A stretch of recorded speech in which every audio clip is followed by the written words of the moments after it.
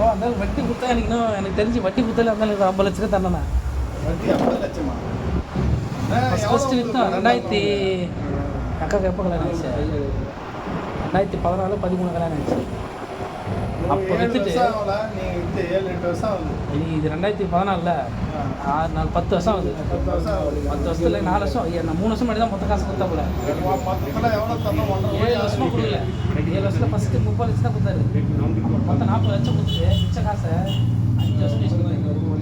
வருஷத்துக்கு சும்மா 1 ரூபா வட்டி போட்டாவே வந்துருக்காங்க. இவங்க என்ன பண்ணாங்க? ஒரு சென்ட் 2 சென்ட் போகக்கூடாது.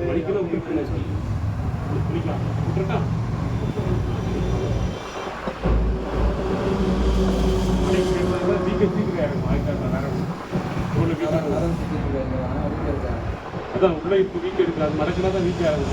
அல்லாட்டா வீக் ஆகும்.